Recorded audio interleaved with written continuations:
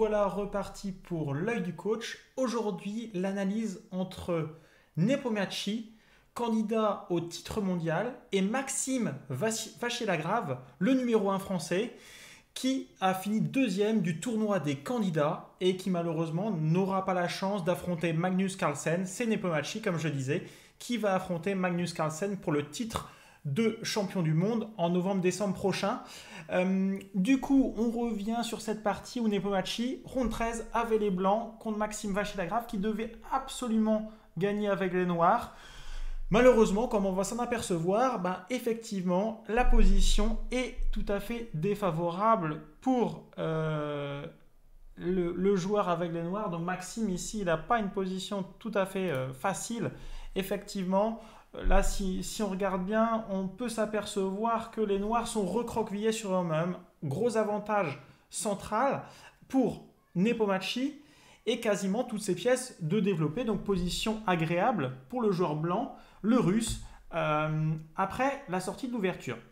Donc là, comme je disais, on est en fin d'ouverture. Et en conseil d'analyse de partie sur le bandeau de droite, essayez de vous inspirer des parties des forts joueurs pour apprendre à jouer simple. Trouver les objectifs dans la position. C'est ce qu'on va essayer de faire maintenant. Alors, qu'est-ce qu'on peut faire ici avec les blancs? Comment on peut comparer la position pour trouver les meilleurs coups? C'est assez simple.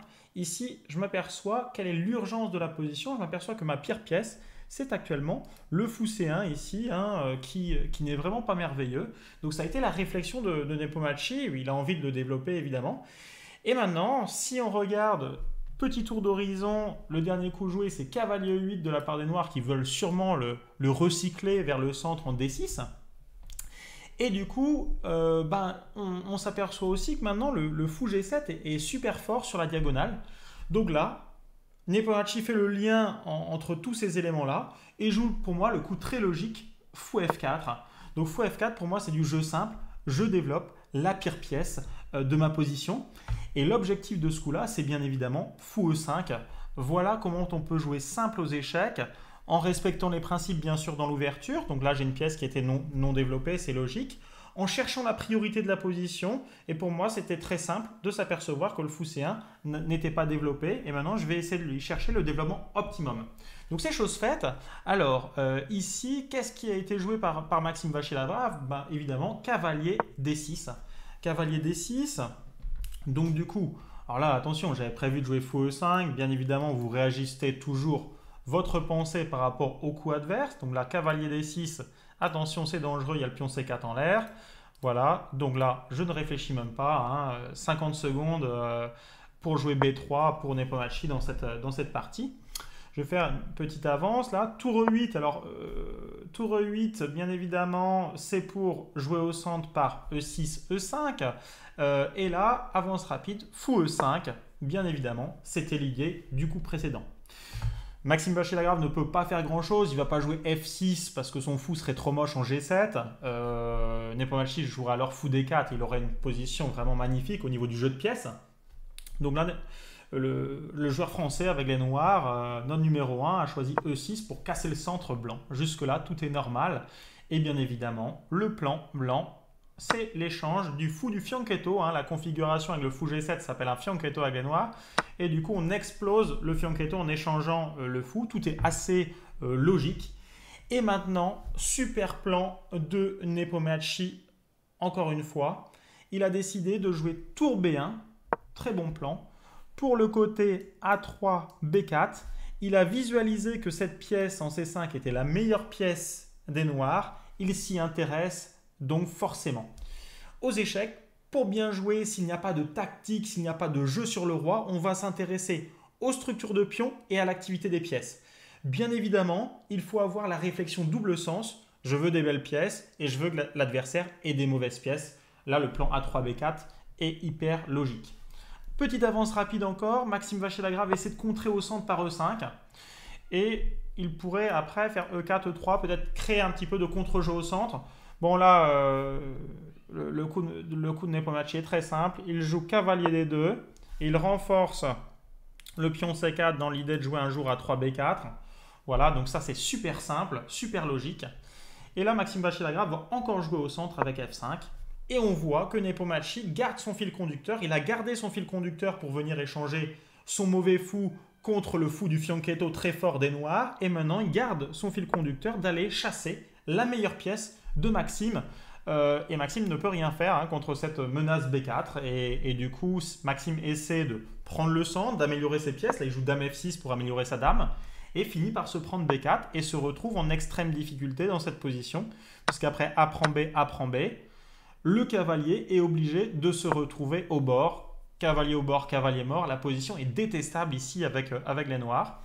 Et Nepomuk va garder l'emprise sur la position en jouant ici E4. E4, ça lui permet d'asseoir le centre, de bloquer le centre. Et ensuite, il se dit, je vais pouvoir mettre en place mon attaque à l'aile dame, puisque ces pions ici sont très avancés. Donc il aimerait bien, le coup rêvé, ça serait C5 pour continuer l'attaque. Pour l'instant, c'est impossible, bien évidemment. Il bloque le centre. Maxime ici joue F4, au moins la structure de pion est assez avancée, il prend de l'espace. Maintenant, c'est le moment clé où je voulais arriver. Pour moi, le tournant de cette partie qui avait été vraiment très très bien joué par les blancs et les noirs qui subissaient ont réussi à trouver des ressources. Maintenant, je pense que la position est très difficile. Et ici, le coup joué par Nepomuk me semble légèrement défaillant, si je puis me permettre. On est sur des parties de super joueurs. Et là, l'idée de la position, c'est d'asseoir encore l'emprise à l'aile dame. Comme je le disais, on a le sommet de notre chaîne de pions ici en D5. On va essayer de pousser à côté. C'est un des grands principes de pousser à côté du sommet de notre chaîne de pions pour prendre encore plus d'espace. Et du coup, là, je m'attendais au coup cavalier A4 qui n'est pas un coup extrêmement compliqué à trouver puisque l'idée, c'est de renforcer la poussée C5. Je pensais qu'il allait jouer ça. Et le coup C5 qui pourrait être une sorte de parade, n'est absolument pas jouable à cause du pion B6 en l'air. Voilà. Donc, si on joue C5, on peut même faire la prise en passant et au prochain coup, se régaler du pion en l'air. Donc, ça ne va absolument pas. Donc là, il fallait trouver cavalier A4. C'était pour moi le bon coup. Et évidemment, c'est cavalier E2 qui a été joué par Nepomuk avec la même idée C5, sauf que c'est légèrement défaillant. Maxime Vachier-Lagrave a réussi à trouver le moyen de calmer les hostilités de l'adversaire, évidemment, j'ai envie de dire, avec un coup bien senti, c'est prise G3 tout d'abord, prise G3, ok, et surtout le blocus avec C5. C5. C5, et maintenant, l'attaque blanche est contrée au niveau de l'aile dame, on n'arrive plus à passer. Alors, jusque-là, la partie aurait pu s'équilibrer par B prend C5, B prend C5, et les blancs ont peut-être un petit plus, mais la partie a l'air de se diriger vers une nulle, en tout cas un équilibre. Nul, c'est encore trop tôt pour le dire. Mais Maxime Vachier-Lagrave a surpris son monde avec un coup à la MVL. Il a joué cavalier prend C5. Franchement, une idée très très originale. Il décide de sacrifier un pion pour avoir un jeu de pièces excellent. C'est vrai que les deux cavaliers sont très beaux. Et les pièces blanches sont quand même un peu plus recroquevillées que tout à l'heure. Et il a trouvé une super pointe. Sur tour prend B6, il avait prévu dame D8. Dame D8. Alors c'est un coup exceptionnel, c'est-à-dire qu'il tape la tour. Si la tour vient manger le cavalier, bien évidemment, la tactique c'est dame C7. Dame C7 qui permettrait de regagner une tour entière. Donc là, Nepomuk, voyant cela, a joué tour B1 et Maxime a pu stabiliser la position avec dame C7. Les blancs sont légèrement mieux avec leur pion de plus, mais le jeu de pièces noires équilibre l'affaire. Et après quelques coups, je montre la fin du film, après quelques coups pour améliorer chacun de leur côté leurs pièces, la partie s'est achevée par la nulle. Donc Maxime va harceler un petit peu les pions de Nepomuk qui va se défendre.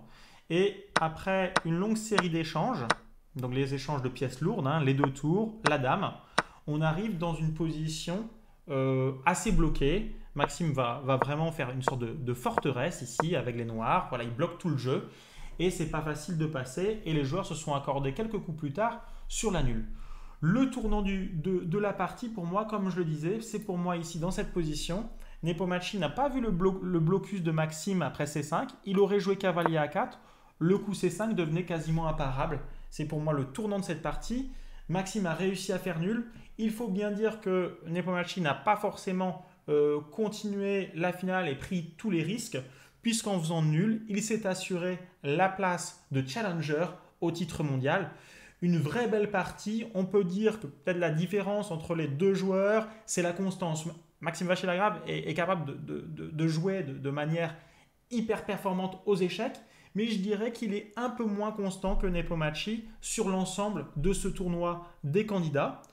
C'était donc vraiment un plaisir de vous parler de cette partie au niveau du tournoi des candidats dans l'œil du coach. Nous aurons l'occasion de nous retrouver pour d'autres thématiques dans cette rubrique l'œil du coach. Charge à vous de me dire ce qui vous plairait sur les réseaux sociaux et je pourrai faire le nécessaire pour vous le présenter. Si vous avez apprécié la vidéo, n'hésitez pas à la liker, ça m'aidera tout simplement pour me faire connaître au niveau de cette rubrique l'œil du coach. Je vous remercie en tout cas et je vous dis à très bientôt. Au revoir.